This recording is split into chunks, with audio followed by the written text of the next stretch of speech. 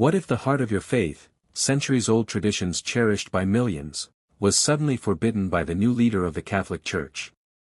Just weeks ago, Pope Leo XIV, the first American pontiff, sent shockwaves through the Vatican and beyond with a bold decree that banned 7 sacred Catholic practices. These aren't minor rituals. They're traditions that have shaped worship, inspired devotion, and connected believers to the divine for generations. But why? What's behind this unprecedented move? And here's the kicker: one of these bans might reveal a hidden truth about the future of the Church that will leave you speechless. Stick with me, because by the end, you'll understand why the Catholic world is reeling, and what it means for you. You might be Catholic, curious about faith, or just someone who loves a good story about power and change.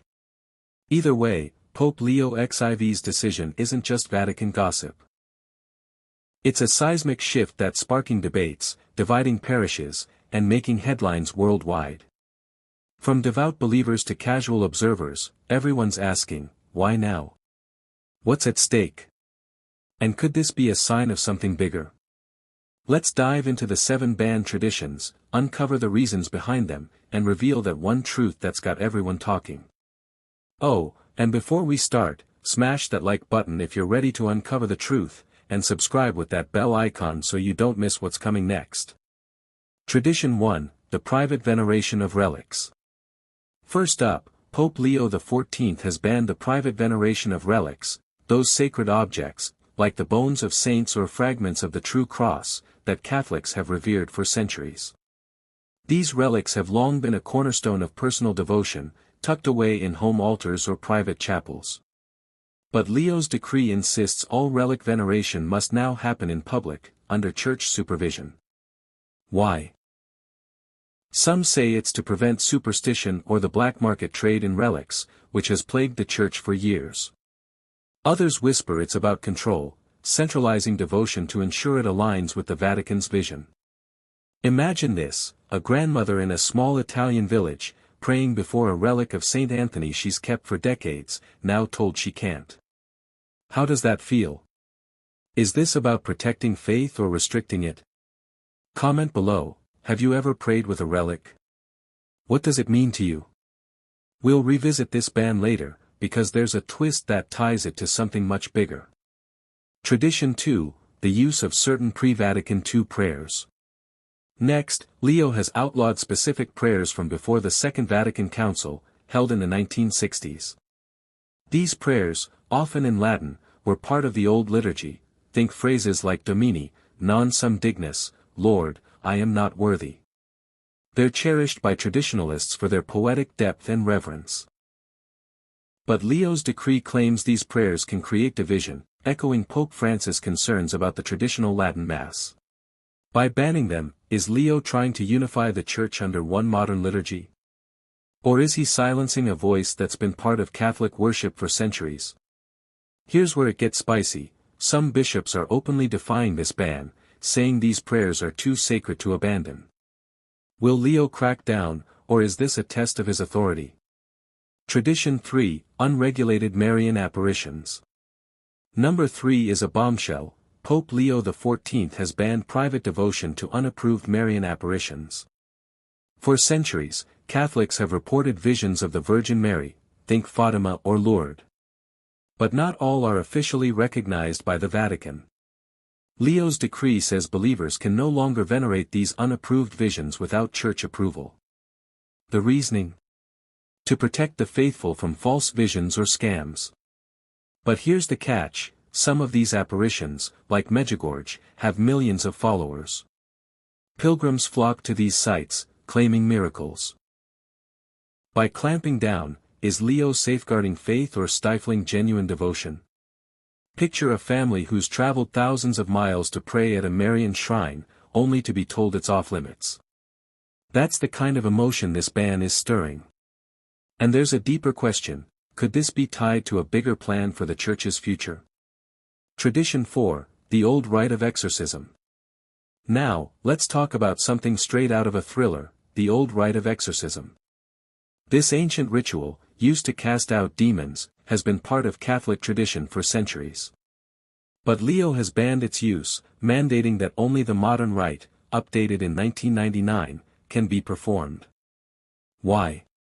The Vatican says the old rite's dramatic language, like invoking saints and angels, can be misinterpreted or overly theatrical. The new rite is simpler, more clinical. But exorcists are pushing back. Some claim the old rite was more effective, rooted in centuries of spiritual power. Others say this ban could weaken the Church's fight against evil. Is Leo modernizing a sacred practice, or is he underestimating the forces at play? This one's got people whispering about spiritual warfare. Tradition 5, Private Confraternities. Number 5 is about community, or the loss of it. Leo has banned private confraternities, those small, lay-led groups that gather for prayer, charity, or devotion, like the Knights of Columbus or local rosary societies. His decree requires all such groups to register with their diocese and follow strict guidelines. The goal? To ensure they align with church teachings and avoid becoming secretive or divisive. But for many Catholics, these groups are the heartbeat of their faith, places where friendships form, and faith deepens. Banning their independence feels like a gut punch. Could this be about unity, or is it about control? And here's a cliffhanger, one of these banned traditions ties directly to a figure from Leo's past. Who could it be? We'll reveal it soon. Tradition 6, the use of certain medieval hymns. Next, Leo has banned specific medieval hymns, like the Salve Regina or Ave Maris Stella, when sung outside official liturgies. These haunting melodies, often in Latin, have echoed through cathedrals for centuries. The Vatican's reasoning is that they're tied to pre-Vatican II worship and could confuse modern Catholics.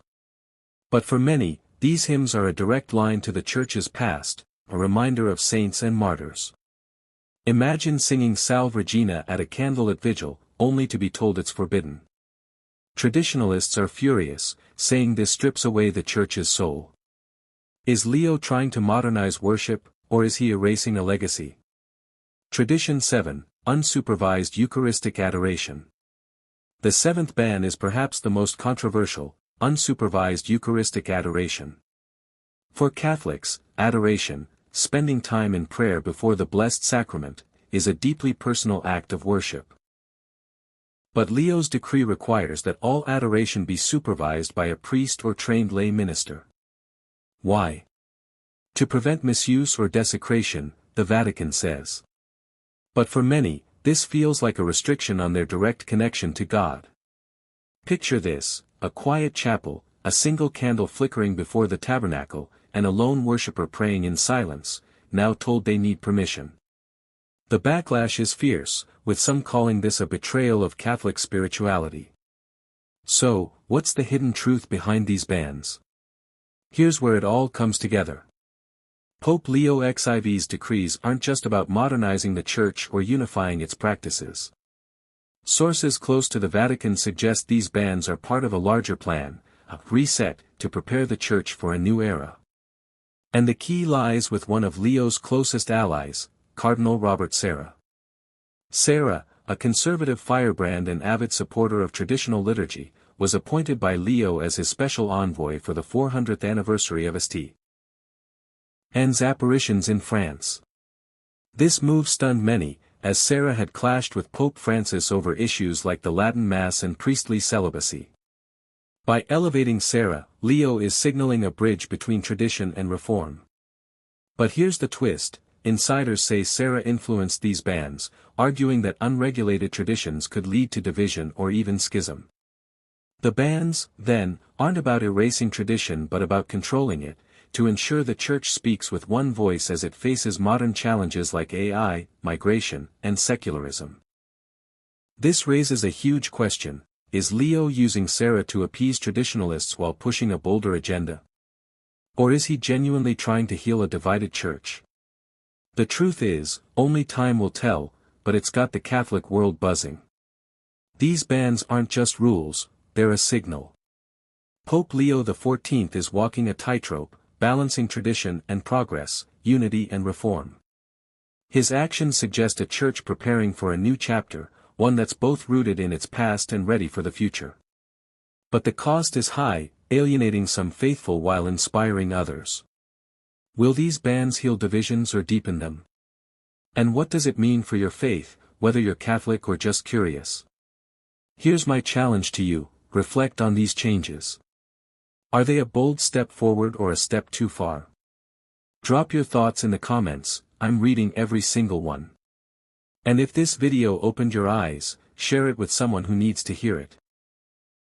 Let's get this conversation, and don't forget to like and subscribe for more.